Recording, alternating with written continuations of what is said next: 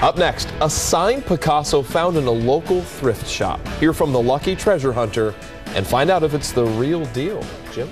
I certainly could use the money, but how often am I going to find another Picasso print? So I'll probably hold on to it as long as possible. How about this? A Picasso at a thrift store in Columbus. It appears to be true. A limited edition signed print was recently purchased. Forget this, $14.14 at a store at Indianola Avenue. And it wasn't until the new owner got home that he discovered the signature that has now changed everything. If that print is legitimate, it could be worth thousands of dollars. Now, a print isn't a painting, but a reproduction that was produced in limited numbers. And in this case, there were only 100 of them. All are numbered and signed by the artist himself. NBC4's Mike Bowersock spoke to the happy new owner today and shows us how this purchase has left the owner anything but blue.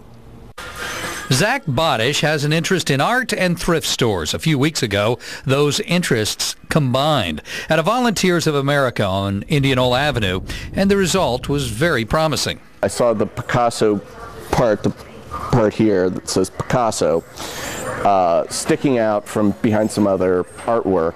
He believed it was just a Picasso print. When he got home, he discovered something else. It appears the print was signed by the Spanish artist. There's a faint signature in red pencil. Only 100 of the prints were made for a ceramics exposition in France on Easter in 1958. As soon as I was looking at it, I noticed that it was a numbered edition. So I didn't think it was really a Picasso. That's really unlikely. I'm going to run into a signed Picasso at a thrift store. We spoke to art dealers today who could only give broad estimates of what it might be worth, anywhere from $500 to $10,000. We took video of the print to the Columbus College of Art and Design and showed it to the Dean of the School of Studio Arts, Julie Taggart.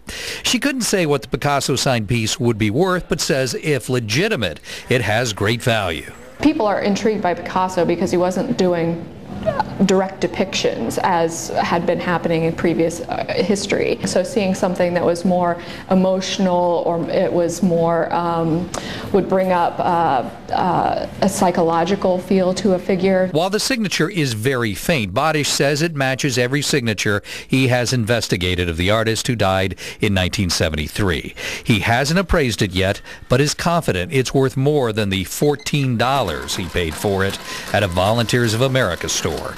In Columbus, I'm Mike Bowersock, NBC4.